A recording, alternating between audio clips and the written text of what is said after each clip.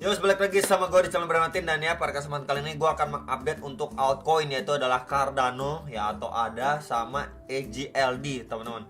Jadi tadi udah diupdate untuk Bitcoin dan juga CRO ya, CRO. Kemudian kemarin udah update juga untuk Bitcoin dan juga LTC, ada Shiba XLM dan juga XRP juga. Jadi mungkin buat yang belum pantau bisa dicoba ditonton beberapa video yang sudah saya upload gitu ya. Dan seharusnya altcoin update itu kemarin, karena udah berhubung kemalaman jadi gantinya di-upload hari ini dan di-record hari ini juga gitu. Jadi hari ini record langsung upload gitu ya buat teman-teman sekalian. Jadi untuk Cardano dulu ya. Yang nanyain Cardano gimana nasibnya, so far ya masih lumayan oke gitu ya. Ketika memang beberapa banyak altcoin itu cenderung tertekan, dan Cardano lumayan gitu ya secara daily-nya. Cuman yang perlu diperhatikan di sini kan memang saya ada coba istilahnya klasifikasikan lah ya, tandain beberapa range area support resisten untuk si Cardano khususnya secara time frame 1 hari gitu. Dan terakhir kali pun dia masih survive ya di area box hijau ini. Sebelumnya kita bisa lihat bersama-sama.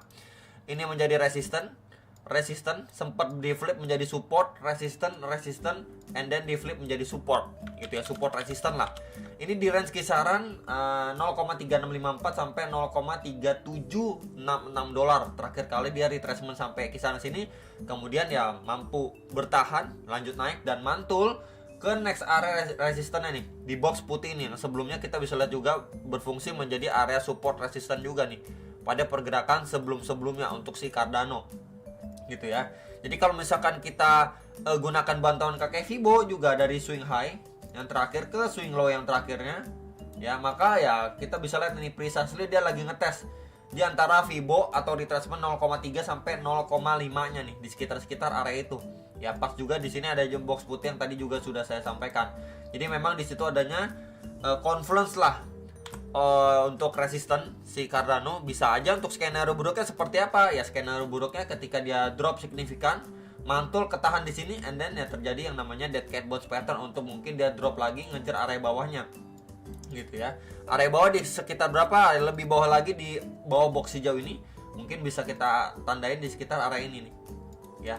Ini di sekitar 0,3316 sampai 0,3420 dolar lah, sekitar area itu ya. Jadi ketika untuk bad skenario-nya bisa diperhatikan untuk penurunan lanjutan atau setidaknya testing dulu di box hijau ini, dan lebih lanjutnya di area box putih bawah ini ya, untuk target penurunan lebih lanjut untuk si Cardano.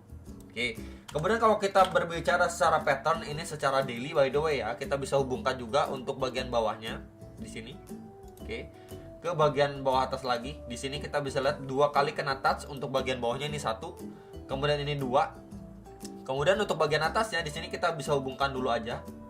Oke, di sini. Hubungkan kena touch 1, 2, 3 kali, kemudian kita hubungkan sampai ke bagian sini. Dan di bagian sini ini sempat kena sentuh juga ya, berfungsi support resisten juga pada pergerakan 11 dan 12 November 2022 nih. Jadi kalau ditarik garis seperti ini, terbentuk sebuah chart pattern yaitu rising wedge, di mana kita bisa lihat juga kenaikannya pun bermain di dalam rising wedge ini, di mana itu menjadi salah satu bearish pattern.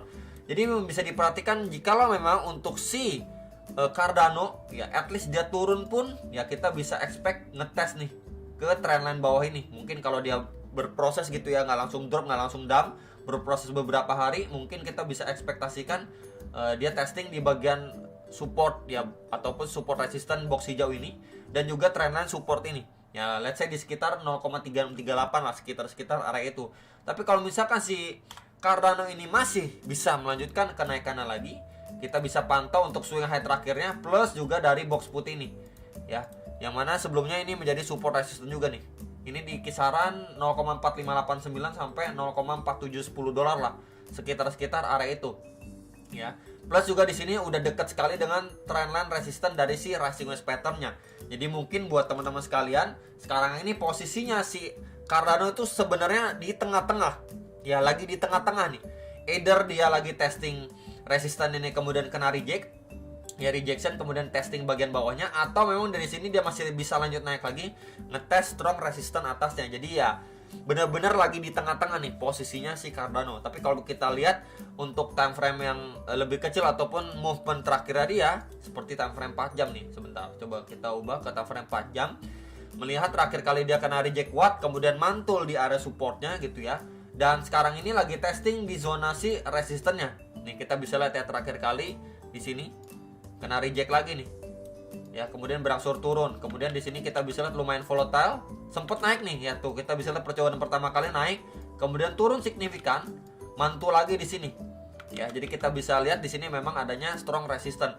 Jadi balik lagi untuk bad skenario-nya ketika dia drop signifikan seperti ini, kemudian dia lumayan struggling di kisaran sini, ini bisa aja untuk skenario dead cat bounce untuk dia lanjut turun lagi. Ini adalah skenario yang perlu dipantau untuk ataupun dipertimbangkan lah untuk si Cardano. Walaupun memang so far dia kelihatan masih oke gitu ya, masih oke. Dan ketika koreksi pun ya kita bisa lihat di sini sebentar ya, di sini low, sorry sebentar ya, di sinilah ya kita ambil di sini low ya, kemudian di sini high, kemudian higher low, higher high, higher low lagi, higher high lagi, kemudian dia create higher high ya. Di sini dia masih the same level, low levelnya tuh masih sama seperti di swing low terakhir pada pergerakan di awal April nih ya.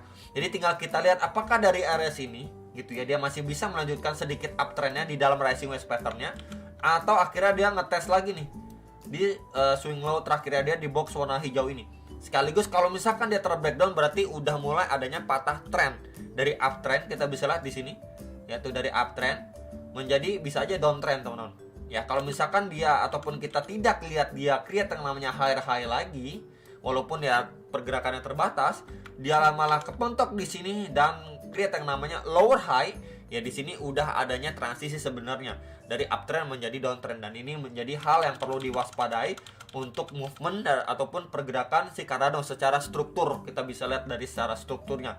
Ya jadi itu pertimbangan untuk si Cardano. Tapi kalau misalkan dia masih naik pun ya mungkin adanya opportunity juga lah untuk teman-teman. Kita lihat dulu reaksinya seperti apa. Di sini adanya potensi double top, kemudian di situ ada strong resistance dan swing high terakhir. Mungkin buat teman-teman juga bisa pertimbangkan untuk short dan lain sebagainya.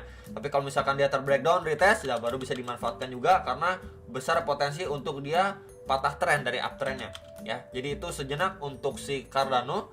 Kemudian untuk AGLD ini sempat kemarin itu ngepam juga ya. Kenapa dia ngepam? Karena kemarin itu kalau nggak salah dia listing di salah satu exchange terbesar di Korea, makanya ada pump ya setelah dia testing di area support kuatnya di box putih ini. Sebelumnya kita bisa lihat menjadi support dan terakhir kali di testing kemudian harganya ngepam signifikan. Cuman kalau diperhatikan ini kan secara daily dia cuman ketahan juga nih di area box merah pertama ini. Sebelumnya kita bisa lihat di sini menjadi resisten